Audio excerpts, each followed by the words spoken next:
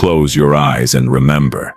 The sizzle of chicken hitting hot oil, the way the kitchen windows fogged up from the steam, the crack of that first bite through golden crust, revealing meat so tender it practically melted. The red vinyl booths worn smooth by decades of Sunday crowds, the smell of hot sauce, seasoned flour, and something you couldn't quite name but recognized in your bones. Some restaurants don't just serve food, they serve history. They hold memories in their walls, secrets in their recipes, and stories in every scratch on the linoleum floor. These aren't chain restaurants with focus-grouped menus and corporate training manuals. These are kitchens where grandmothers worked until their hands ached, where civil rights leaders planned marches between bites, where entire neighborhoods gathered to celebrate, to mourn, to simply exist together.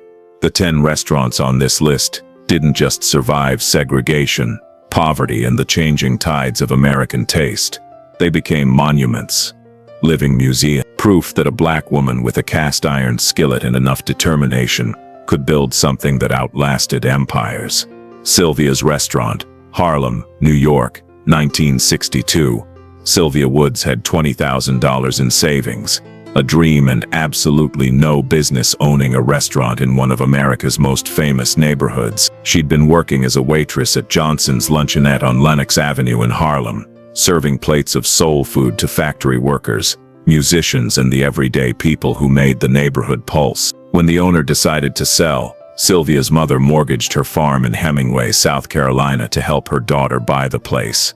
The early days were humble, just a counter with stools, a small kitchen and back, and Sylvia working 18-hour days cooking, cleaning, and serving. She made everything from scratch: fried chicken with a buttermilk brine that took 24 hours, collard greens simmered low and slow with smoked turkey, cornbread that crumbled just right, mac and cheese with a crust so golden it looked like it belonged in a museum. First through the neighborhood, then through the city, then through the world. By the 1970s, Sylvia's had become a mandatory stop for anyone visiting Harlem. Muhammad Ali ate there, James Brown ate there, Diana Ross and Aretha Franklin squeezed into booths. After late-night recording sessions, politicians came for photo opportunities, but they stayed for the smothered pork chops. Sylvia expanded from that tiny counter to a 450-seat institution spanning multiple buildings on 126th Street. She launched a line of canned foods, sold in supermarkets nationwide. She published a cookbook that sold over 100,000 copies. The New York Times called her the Queen of Soul Food, and for once the title wasn't exaggeration. But what made Sylvia's matter wasn't celebrity sightings. It was what happened at the tables regular folks couldn't see. Baby showers for first-time mothers with no money for fancy venues. Funeral repasts for families grieving loved ones lost to the streets. Wedding receptions for couples who'd been together 40 years before the law let them marry. Her children and grandchildren still run the restaurant today, still using her recipes. Stu Dookie Chase's Restaurant, New Orleans, Louisiana, 1941. When she married Edgar Dookie Chase Jr. in 1946, his family's restaurant was a lottery ticket stand and sandwich shop in the Treme neighborhood, the oldest black neighborhood in America. Leah looked around at the bare walls, the simple offerings, and decided it wasn't enough. Not for her. Not for her community. She set tables with white tablecloths and real silverware, insisting that black diners deserved the same elegance white restaurants provide. Louisiana law prohibited blacks and whites from eating together in public spaces. The back dining room at Dookie Chase's became a loophole, a private space where integration could happen hidden from police eyes. Thurgood Marshall sat at those tables planning legal strategy. Martin Luther King Jr. met with local leaders over plates of fried chicken and red beans and rice. The Freedom Riders refueled there before boarding buses into danger. Her fried chicken became legendary, crispy, peppery, with a slight Creole kick that distinguished it from simpler Southern versions. She was equally famous for her gumbo, served every Monday without fail. Leah Chase cooked professionally for over 70. Hurricane Katrina flooded the restaurant in 2005, destroying decades of artwork and equipment. She rebuilt, just like the city she loved. She passed in 2019 at age 96, but Dookie Chase's remains open, still serving her fried chicken, still hanging art by black artists, still holding the memories of movements planned over meals. Paschal's Restaurant, Atlanta, Georgia, 1947. If the civil rights movement had a cafeteria, it was Paschal's. Brothers James and Robert Paschal opened their first restaurant in 1947 as a modest 30-seat lunch counter, serving sandwiches, coffee and hot meals to Atlanta's black community. In a city locked tight by segregation, Paschal's quickly became more than a place to eat. Within a decade, the brothers expanded it into a full-scale restaurant and motor hotel, one of the very few safe spaces where black travelers could eat, sleep and exist with dignity. The fried chicken arrived golden and glistening, paired with candied yams, collard greens and cornbread dressing that tasted like Sunday dinners at home. But the food, as memorable as it wasn't the most important thing happening there. Behind closed doors and in back rooms, history was being planned. Martin Luther King Jr. held strategy meetings there. John Lewis often came straight from jail cells, still wearing the marks of protest. Andrew Young, Julian Bond and Ralph Abernathy broke bread while shaping the movement's next steps. Journalists later called Paschal's the unofficial headquarters of the Southern Civil Rights Movement. FBI agents watched from outside, but the conversations continued. Today, the restaurant still serves James Paschal's original fried chicken recipe, a flavor forever linked to courage, sacrifice and change. The Four-Way, Memphis, Tennessee, 1946. The Four-Way Grill opened in 1946 at a literal crossroads in Memphis, Mississippi Boulevard and Walker Avenue, where black life, culture, and resistance intersected daily. Irene Cleaves and her husband Clint built the restaurant to serve honest Southern food to their neighborhood, never imagining it would become a witness to history. Their fried chicken came smothered in pan gravy, paired with greens slow-cooked since sunrise and cornbread rich with butter. It was comfort food in the truest sense, feeding people who worked hard and carried heavy burdens. That role deepened during the 1968 sanitation workers' strike, as thousands of black workers walked off their jobs demanding dignity and fair wages. The Four-Way became a feeding station. Irene Cleaves cooked for men who couldn't afford meals, serving them like family, not customers. Martin Luther King Jr. ate his final meal in Memphis at the Four-Way on April 3rd. Though he ordered catfish that night, the restaurant's place in history was sealed forever. The Four-Way still stands today, still serving fried chicken and pan gravy, still carrying stories passed quietly from booth to booth, proof that sometimes history happens over plates, not podiums. Fave. Busy Bee Cafe, Atlanta, Georgia, 1947. Lucy Jackson opened the Busy Bee Cafe in 1947 with one simple goal: feed Atlanta's working class. Factory workers, dockhands, and laborers poured into the West End every day, and Lucy made sure none of them left hungry. Her fried chicken quickly became legendary. The crust shattered with the first bite, while the meat stayed impossibly juicy. People swore it tasted different from anything else they'd known, seasoned deep into the bone. Lucy never shared her recipe, not even with family. It was guarded through instinct and memory, not measurements. Busy Bee became a second home for Atlanta's black community. Construction workers sat beside musicians. Local leaders listened more than they talked. Politicians learned that if they wanted to understand the community, they had to eat there. When Tracy Smalls took over in 1990, he preserved Lucy's legacy without compromise. The recipe stayed secret, portions stayed generous, the soul stayed intact. Celebrities still visit, but the true royalty are the regulars, the people who've eaten there for decades, celebrating milestones and surviving hard times. Busy Bee didn't chase fame, it earned loyalty, one plate at a time. Roscoe's House of Chicken and Waffles, Los Angeles, California, 1975.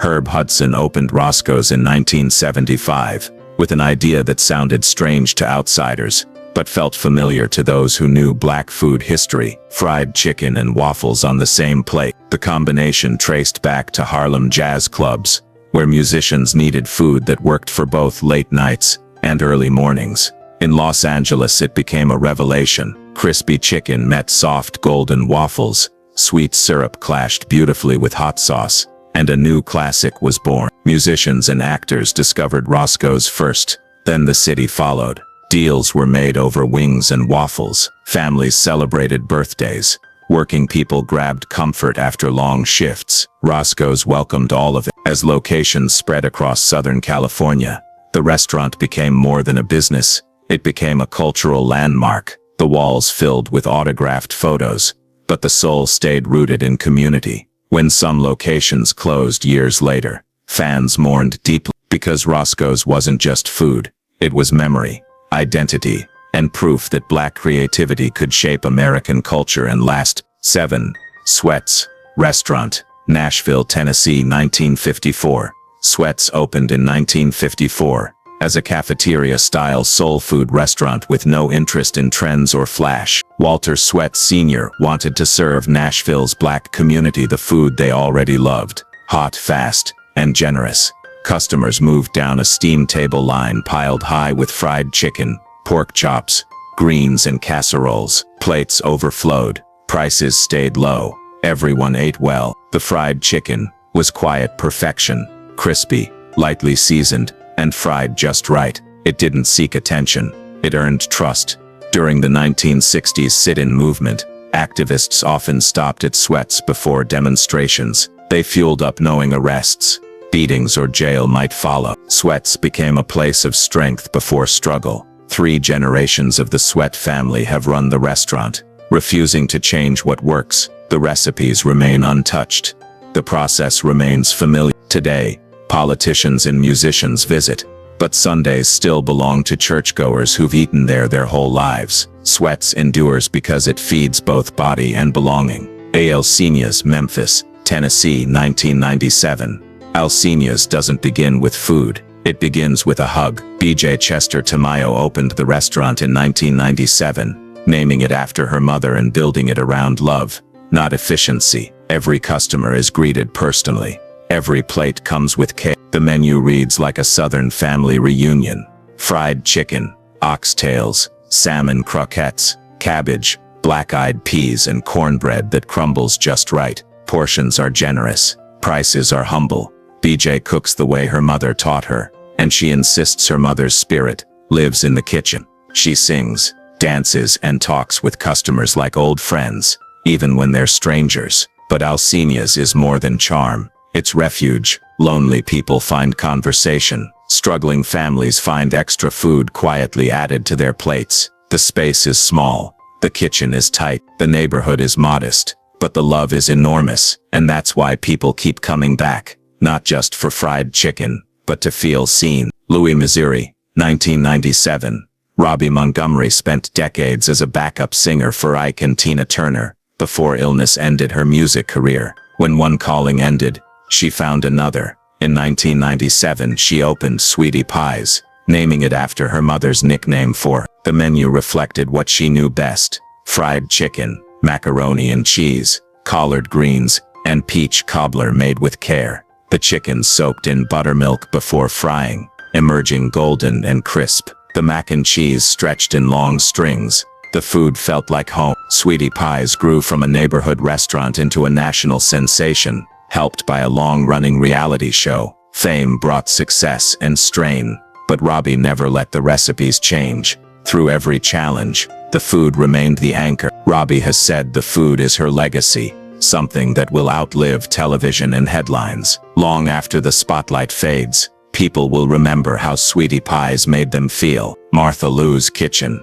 Charleston, South Carolina, 1983. Martha Lou Gadsden opened her kitchen in 1983, inside a small pink building on Morrison Drive.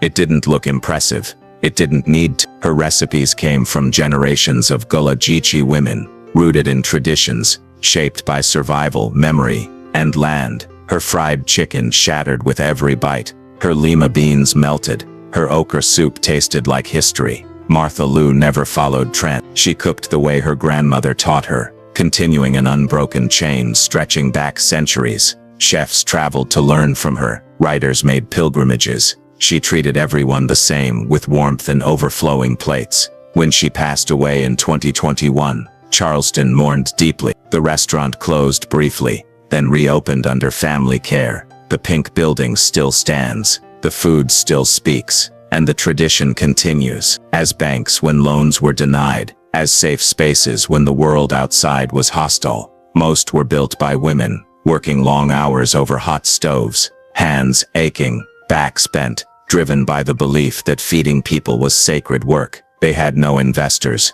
no guarantee, just recipes, resilience, and community. Some walls display celebrity photos, others show nothing at all. But every one of these kitchens became more than a business. They became memory keepers. The chicken still sizzles, the sides still steam, families still gather, and somewhere, right now, a grandmother is teaching the next generation how to season flour, test oil, and feed people with love. The lesson continues. The kitchen never closes. They served as meeting halls for revolutions, as banks when banks wouldn't lend, as therapy offices when no one else would listen, and the lesson continues.